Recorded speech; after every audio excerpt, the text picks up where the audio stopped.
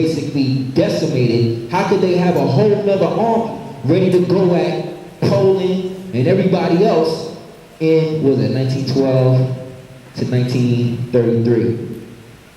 Now we also know what happened in 33 too. Anybody? Thank you. Does anybody know what happened on March 9th? Yes, on March 9th is a national emergency. Right. March 6th is the declaration of bankruptcy. Right. April 5th is the notice to remove the gold. Right. June 5th is the actual removal of the gold. Has anybody ever heard of HJR 75? Anyone? Yeah. Okay, what does it say in that document? What does that document basically say? That's the one about the right to reclaim the nationality. Ah. In Philadelphia. Ah. Does anybody know when that happened? April 17th. April 17th. Okay, let's do the knowledge real quick. So, what year was the bankruptcy? What month was the bankruptcy? March. March what? 6 to 9. Okay, let's say 6 to 11, right? What was the other thing you said? It was April 5th was the notice to remove the gold. April 5th. What happened after that? Then April 17th for the House Resolution 75. What happened in June? And June 5th is the actual removal of the gold. Right. March, April, June. Right? So that means that in order for them to do what they did, they had to set up a remedy within it. Right? The gold standard and all that. We know all that because we verse with that. But the most important aspect of all of that is what happened in April. Because that is what recognized us with the right. What's up, brother? There's actually two. There is the corpus for the living remedy of House Resolution 75. Right. There's the corporate financial remedy of House Resolution 192. Right. Which is analogous to that. Right.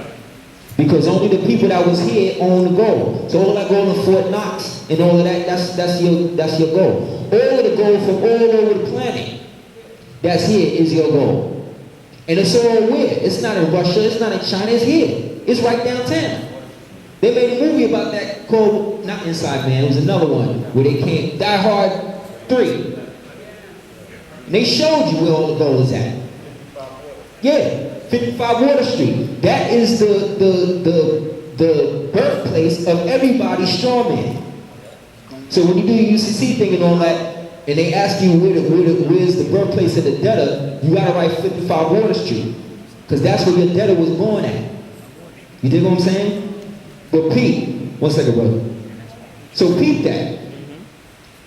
HJR 75 is what allowed you as a Moor to reclaim your nationality and all of the rights and usages that go along with that. Why? Because the last paragraph says that we the Moors provided for the swift Americanization of the former Moors. Read the wording. The swift Americanization of these former Moors. Meaning those Negroes, the so-called POWs from Africa and everywhere else that got grouped up into the game, and then they gave us, when I said they gave us, they had to put in there that we provided them, the most crucial word in that document to me is the word service. Because that means we provided them a service that we have not been paid for yet. You dig what I'm saying? So that document, so when I was coming up, Moors was using that document to say, yo, see, this is why I could use the name LMA. Okay, that's true, but that's not really what that's the little aspect of it. You know what I'm saying? This document basically was voted on by both houses together. They don't even really do that anymore. They just have house resolutions. Because they're not even really, they're not in General Congress assembled in the family of nations, so they don't have nothing to do with that. So when it comes to this time that I'm talking about, this period is when these so-called albino Illuminati people started really doing the knowledge that they had to create a state of perpetual war in order for them to keep the emergency going, in order for them to keep the whole idea perpetuated that you are one of the countries that are an enemy combatant to it. Just like in the Trading with the Enemy Act that basically says that anybody that is not of the United States is an enemy to it. What's that one? Three things that. First of all, the House Resolution 75, that links back up to the More Sundry Act of That's right. 79. Which goes back to 1787. That's right. Okay, and then with respect to what you just speaking about, the Trading with the Enemy Act, Mm-hmm. the 1917 version, within the United States, was returned to within the United States under Roosevelt in 1922. Franklin Delano. Yes. Right. Who did not become a Mason until he became president. And in that, he was a so-called Shriner. And also another thing too, remember when he signed, when he effectuated the bankruptcy from March 6th to March 9th, he still was governor. Yeah. He was not actually president. Governor of what state? Right here. Exactly. Because he's dealing with the empire. Of the Empire State, exactly. And the empire always strikes back, right? So it's to the point where once they realized that this had to happen, the idea of perpetual war against the indigenous original people had to be effectuated. But first, they had to remove the only thing that the original people had that would protect them globally, which was the gold. But in order for them, because they know melanin is instinctive. We could wake up to it at any time. So if that was to happen, they needed a backdoor policy, you know what I'm saying, in order for them to pop it. So they said, we're going to put it in the House Joint Resolution 75. 75 is what? Is what? It's 12, right? Right. So it was down to 3. So we're talking about understanding, but we're also talking about the black man and the black woman. 1 and 2, knowledge and wisdom, bringing forth what? Understanding. So the knowledge again is them understanding that their time in the sun was over. Elijah Muhammad told you 1914 is the end. So ever since then they had a 70-year what? Grace period, right? It seemed like it's been going on forever. So after the grace period ended, when did the grace period end? What's up? Exactly. And we know about Orwell, and we know about all that other stuff. Okay? So, once 1984 came, what came out in 1984? Crack. Crack, y'all. Crack. With your man Ricky Ross, you know, your man Nicky Barnes, your man Frank Lucas, you know, all of these CIA propped up Negroes, you know what I'm saying, who basically use this powder and everything to come up. But what also came out in 84? Hip-hop.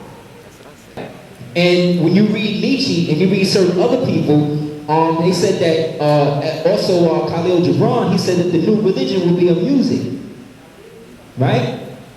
And the new religion in the millennium again was hip-hop. That invested and took over the world. They tell you that, took over the world, Africa Bambaataa, all this other stuff, right? Great. So the golden age of hip-hop, let's say, was what? The golden age of hip-hop, per se, as we understand it. See, I would take it a little further back. I would take it to like 83. You could go back to Okay, let's go back to 79. Let's say 1979 to 1997. Right? Boom. What took place between all of this? Reaganomics, right? All of the UFO stuff, all of the cults that started coming out, right? Remember, the more you give credence to the material world, the more bogged down you become, the more cave-like you are, and the more dependent upon physical reality you need to subsist yourself. So we created the hip-hop to basically transcend all of that shit. And who was the initial people that was popping it off with the high science in that? Rakim, Brandobi. All of these people came out of the what? 5% Nation. You know, at one time, Islam ruled hip-hop. Keep it real. Everybody that came out, if you wasn't kicking no real type high science knowledge, it was over for you. Nigga wasn't trying to hear you. What makes hip-hop or what made hip hop the greatest music in the world was that you could hear a beat for